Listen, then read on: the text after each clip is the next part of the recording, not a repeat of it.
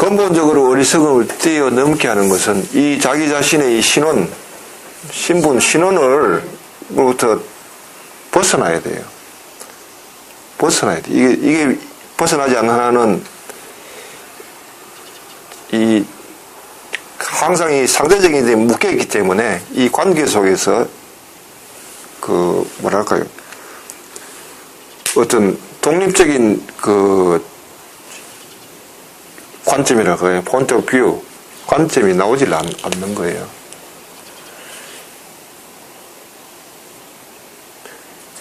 절대적인 어떤, 이 신분이라고 할까요?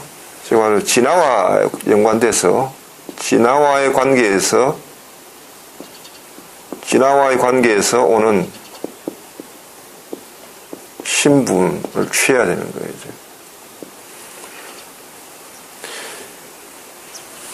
삶의, 쉽게 말하면 삶의 문제, 어떤 문제가 닥칠 때, 어떤 문제가, 삶에서 문제가 발생했죠. 문제가 발생하면은 우리는 이 문제가 나의 어떤 신분 때문에 오는 거예요. 가령, 자식이 골치 아프면은, 자식이 속을 썩이면 골치 아프죠. 왜 내가 골치 아픈가요? 그 자식이 부모이기 때문에 그렇잖아요. 부모란 신분 때문에 골치가 아프잖아요. 내가 걔 부모가 아니면 내가 골치 썩일 일이 없잖아요. 이처럼 이렇게 신분이 묶여있단 말이에요. 부모라는 관점에서 그 자식을 보니까 골치 아픈 거예요. 그죠? 그 다음 뭐랄까요, 어떤 사회적인 신분, 내가 사회적으로 지위가 있다고 합시다. 사장이다. 어느 사장이라 할 때, 사업이 안 돼서 골치가 아프다고요. 왜 골치가 아픈가? 내가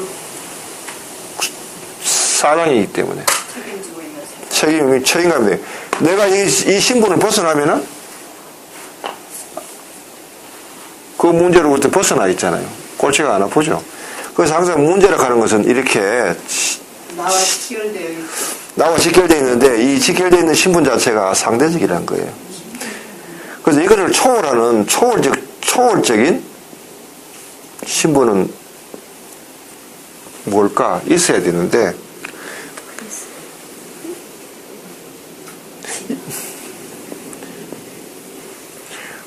이게 초월적인 관계가 이제 진화와의 관계에서 오는 신분인데 이게 뭐냐 하면은 바로 이게 제자라는 신분,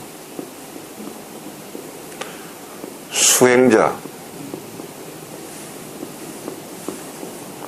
혹은 구도자라는 신분이에요. 이게 앞서는 거예요. 이 신분보다 더 앞서는 거예요. 즉 다시 얘기하면은 진화가 스승이고 나는 그분의 제자라는 거예요. 그분은 삶의 문제를 통해 가지고 나로 하여금 당신을 이끈단 말이죠. 깨우치게 자꾸 삶의 문제를 던져주기 때문에 나는 삶의 문제를 볼 때 이 문제에 대해서 수행자로서 이 문제를 접한단 말이에요. 그렇게 볼 때만은 내가 이 문제에서 가령 자식의 문제가 있으면 자식의 문제에 대해 상대적인 신분인 부모라 하는 이 신분을 초월해가지고 이 관점에서 바라보기 때문에 문제를 객관적으로 바라볼 수 있죠. 예를 들어서 부모 자식 관계의 그 문제점에 대해서 심각하게 생각하다 결론은 이제 내 책임 받기다라고 벗어 던지게 되잖아요. 우리 정도 나이 들으면. 자식의 문제에 대해서는 부모라는 관점을 가지고 접근하면은 문제가 해소되지 않는다는 거예요. 그러니까 해소가 안 되죠. 예. 어느 부분은 물론 해소가 되겠지만은 궁극적으로는 해소가 되지 않고 이 부모라는 신분을 더 초월하는 초월하는 어떤 능력을 필요로 하는 문제가 있는 거예요. 그래서 이 신분 가지고는 해결이 안 되는 거예요. 그 문제가 내포하고 있는 그 질은 궁극적으로는 진화로부터 온다. 진화로부터 오기 때문에 진화가 왜 내 삶에다가 이런 문제를 던져주느냐 하면은 이 문제를 깨우치라는 거예요. 이 문제를 통해 가지고 지혜를 깨우치라는 건데, 그렇다면 나는 이 문제를 대할 때 스승으로부터 문제를 받은 제자의 신분, 즉 수행자의 신분으로 이 문제를 대해야 되는 거예요. 그럼 결국은 무명은 무엇에 대한 무명이냐? 이 신분에 대한 무명인 거예요. 사람들은 어떤 문제가 있을 때 이런 신분으로만 바라보지 이 신분으로 가지 않는 거예요. 이 신분에서 바라봐야만 문제가 바로 보이는 거예요. 이게 이제 정견이라고 하는데, 바로 정견이 다른 게 아니라고요. 8정도의 제일 첫 번째가 바로 보는 거예요. 정견. 정견은 뭐냐 하면 이 태도에서, 이 신분에서 문제를 바라보는 게 정견이란 말이에요. 정견. 저런 문제들이 나이 들어가면서 100%는 아니라도 뭐 그런 방법으로 해결이 조금씩 돼가는 것 같아요. 그래서 이렇게 이 신분으로 내가 이런 신분으로 있다가 이 신분을 받아들이고, 아, 이게 나의 이 신분보다 더 앞서는구나 라고 알고 이 신분을 내가 받아들이고 이 신분으로부터 나올 때, 벗어나올 때, 이걸 뭐라고 하냐고 하면 이걸 출가라고 그런다. 출가. 출가는 의미는 여기 있는 거예요. 그냥 그저 가서 뭐 산소를 넣어가지고 머리 감고 스님이 되는 게 출가가 아니고, 출가 가끔 하네요. 그러면 출가를 하면서 사네요. 출가를 해야죠. 출가를 하지 않는 한은 삶의 궁극적인 문제, 궁극적인 지점에 도달할 수가 없어요. 삶이 던지는 문제들, 삶이 주는 문제를 통해 가지고 우리 진리를 깨우칠 수가 없다고. 완성될 수가 없다. 저 같은 경우에요, 저 언어 용어를요, 제자, 수행자, 구도자, 물론 이 개념으로도 많이 이제 정리는 하지만, 이 관계망 속에서 발생하는 문제라든가, 아무튼 제가 직면하는 그런 고충 같은 거요, 그런 거를 접했을 때, 그 제자, 수행자, 구도자 물론이지만, 이제 어떤 단어로 대치를 자주 하냐 하면은 어떤 보편의 나, 그러니까 좀 관계망 속에서 벗어나서 왜 인류애적인 시각으로 마인드를 탁 전환시키면은, 예. 그러면 이 엄마로서 해줘야 할 문제, 뭐 신랑이 벌이는 문제, 또 부부 사이에 혹은 일터에서 왜 상하 간에 왜 주고받는 문제 있잖아요. 예. 뭐 그런 거에서 조금 신랑을 하다가 뭐 살짝 따지다 보면 골치 아파지는데, 그거를 따지는 거를 스탑하고 딱 인류애적인 시각으로 이거 양자를 동시에 바라보면은 금방 해결이 되고 편해져요. 어떤 주권, 박권 떠나서요. 예. 그래서 그 수행자라는 그 개념보다도 저는 그 인류 보편을 바라보는 시각, 예. 그 관점으로 정리할 때 굉장히 문제죠. 예, 뭐 그걸 어떻게 뭐 수행자로 부르든 보편적인 시야자로 부르든 결국은 내가 처해 있는 상황에서의 어떤 신분이 있잖아요. 네, 그거를 벗어나는 게 중요하다는 거예요. 네. 탈출하는 게, 초월한다는 게 중요하다. 초월할 수 있다면 거기에 출가라는. 성을 보게 되는 거죠. 저 수행자로서 자기 신분을 벗어나는. 그렇죠. 좀 주관적이 되고. 그렇죠.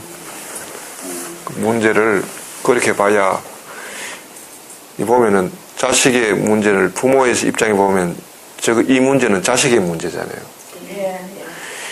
이 초월한 이 신분에서 보면은 이 문제는 내 문제가 되는 거죠. 그죠? 왜 이 문제는 스승님이 나에게 내리신 화두지. 다만 자식은 매개로서 주어질 뿐이죠. 그런데 부모의 입장에 보면은 이거는 내 문제가 아니고 자식이 문제예요. 자식이 문제. 저놈 때문에 내가 골치 아프다 이래 되죠. 근데 여기서는 이 문제는 나의 무지를 깨우치기 위해서 주어진 화두구나 라고 내 문제를 받아들인단 말이에요. 그래서 명상 수행의 출발점은 항상 모든 문제를 나의 문제를 돌려놔야 시작이 된다 그랬잖아요. 남을 타산하는 명상은 안 되는 거예요. 그게 바로 관점이죠.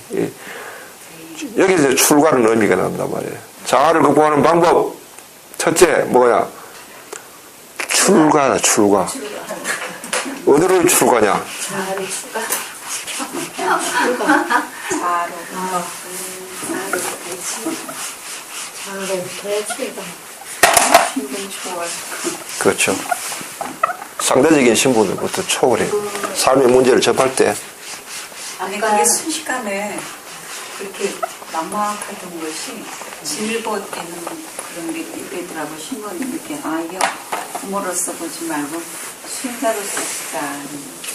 그래요. 네, 중간의 길인 거죠. 그러니까 막연하게 이제 간단하게 쉽게 우리가 평소에 조용할 때 생각하면 이 자식들에 대해서 이놈은 이제 회사를 만약에 그만둘 지점이 되면 뭐 할 거, 이놈은 사업이 잘하는데 뭐 막연하게 살짝살짝 넘어가는 걱정들도요 조금 하다 보면 아이고 지가 알아서 할 거고 지 팔자고 내가 해결해 줄 수 있는 문제가 아니다 이렇게 탁 놔버리게 되는 거죠. 예.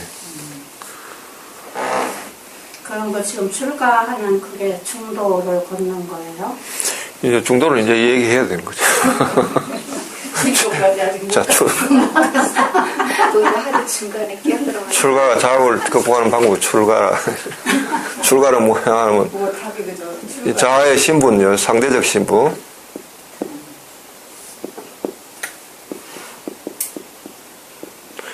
우리가 나라고 여기는 관계에서는 이게는 인간 관계에서는 에서 오는 신분이에요.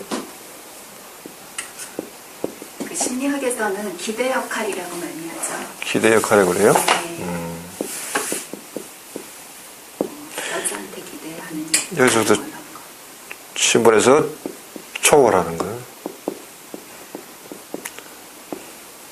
다른 신분으로 절대적 신분이랄까요? 절대적.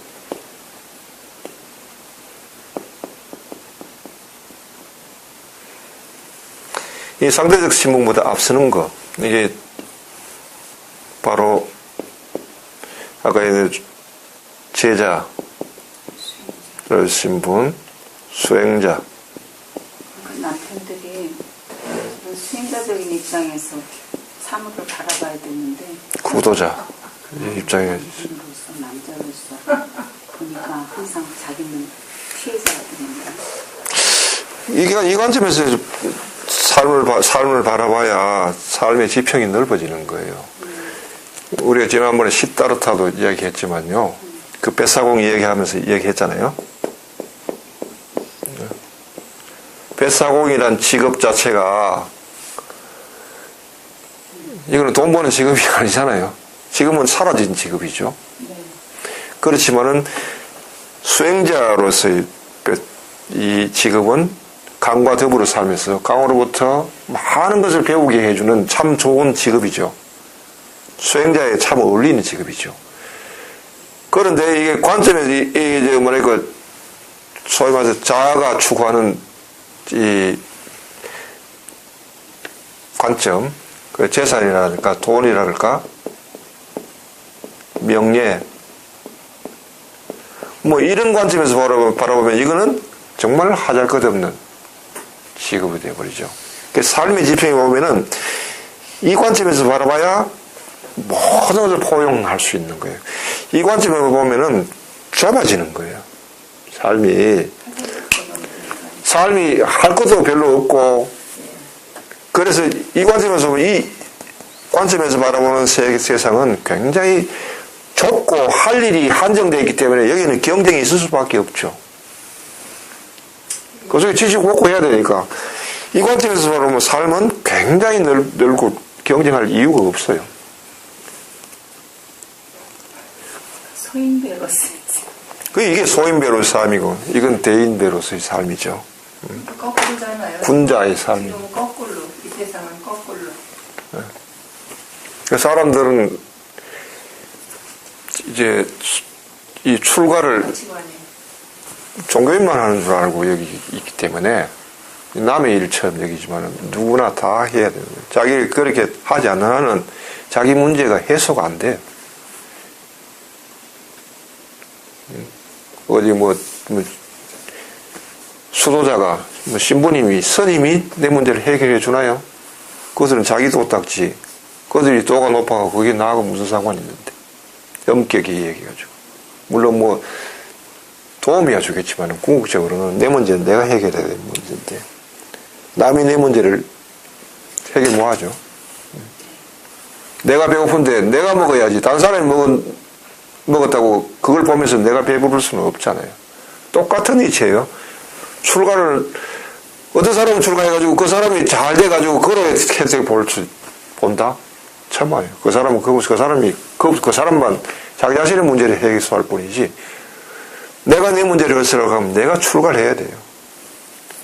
나는 이제 결혼했으니까 출가하고 관계가 없다고요. 어림없는 소리.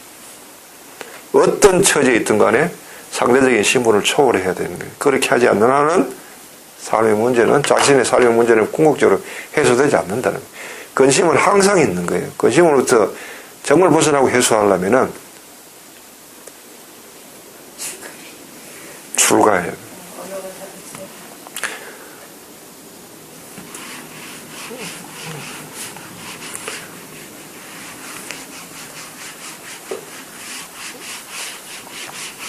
왜 이런 게 나왔는지를 이제 아마 알 거예요. 왜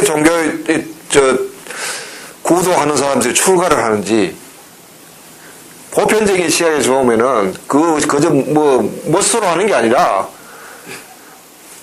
출가의 참된 의미가 상대적인 신분을 초월해야만 문제를 바라보는 정견이 가능하구나.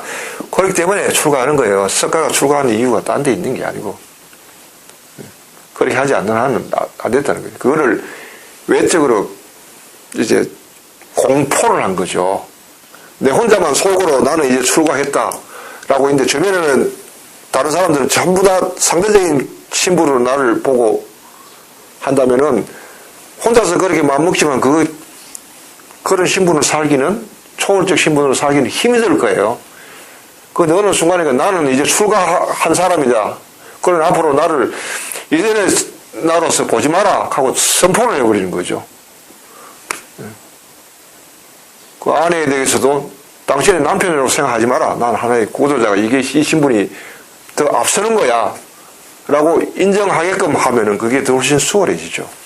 그 외적으로 표현하게끔 해서 그렇게 나온 것이 하나의 출가라는 하나의 관습이지 본래의 의미는 바로 모든 사람이 적용되는 여기에 있다는 거예요. 출가가 더불어서 하는 게 뭐예요? 서원을 바르는 거죠. 서원. 제자로서 어떤 서원을 해야 될까요?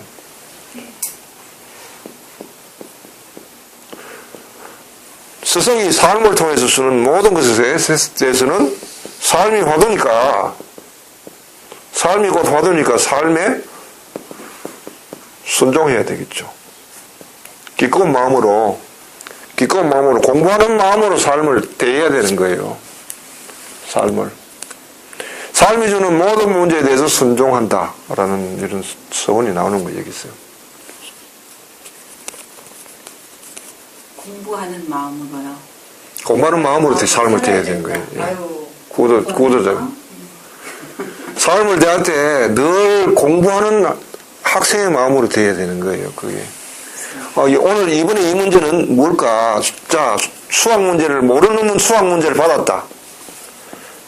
앞에 놓으면은 이 문제는 뭘까? 모르지만은 곰곰이 마음을 비우고 아무 생각 없이 이걸 연구를 하면서 길을 모색하는 거란 말이에요.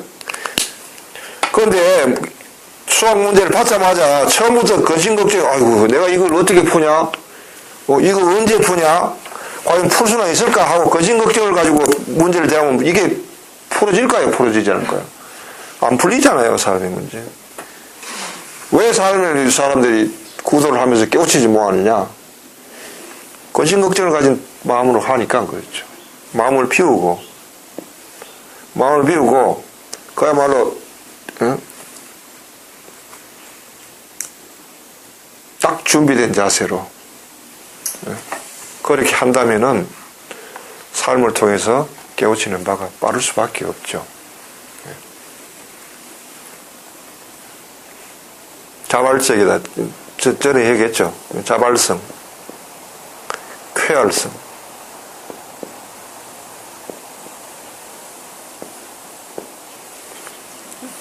초월적 신분에서 나온 이런 신분으로 있어야 되는 거예요.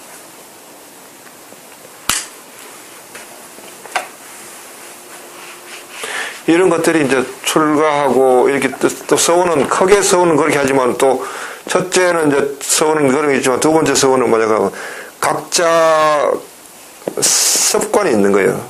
습관. 내가 아까 얘기한 대로 이렇게 내 나름대로 살아오다 보니까 내 방식의 삶이 있는 거예요. 내 스타일의 삶. 내 스타일의 삶. 내 방식의 삶. 내가 내놓은 질을 내놓은 내 살 길이라 하면은 보편적인 길이라는데 내 방식의 주관적인 질, 삶의 질, 스타일. 이건 뭐 약간 무의식적으로 일어나는 거. 나도 모르게 그쪽으로 빠진단 말이에요. 나도 모르게 그렇게 마음이 그렇게 흐르는 거거든요. 이걸 잡으려고 하면은 서원을 발휘해야 돼요. 이 문제에 대해서는 나는 이 약점이 있다. 이렇게 빠지는 이 약점이 있으니까 이 약점을 바로잡기 위해서는 거기다가 걸로 가지 마라 하고 팻말을 따로 나와야 되는 거예요. 이 길이 있다면은 이쪽으로 간다 하면은 이쪽으로 빠지지 마 하고 이렇게 금지하고 해골 바가지 이렇게 가지 마 하고 이렇게 못을 박아 놓는 게 이게 서원이란 말이에요. 서원을 바르지 않으면은 나도 모르게 그걸로 간다. 마치 김유신이 탄 에이마가 천만집에 그 청관의 집으로 우리 석관에 질이 났단 말이야. 말이 잘한다고 갔는데 옛날 질이 났다고. 그러니까 주인이 잠든 사이에 말이 지가 알아서 그걸로 가는 거예요. 이 말이 약간 몸뚱아리가 내가 무의식 상태에서 지가 알아서 얘 길을 가는 거예요. 그걸 가지 못하도록 해야 되는 거예요.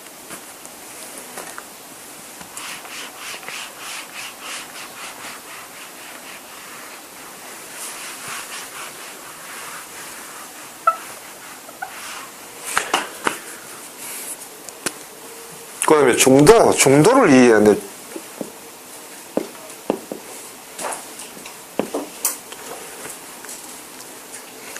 사실 사람들은 이 중도를 살고 있어요. 중도를 살고 있는데 모를 뿐이죠. 모르기 때문에 자꾸 자아가 발생하는 거예요. 이 중도라 하는 것이 참 묘해요. 이 양극단이 없는 중간의 길인데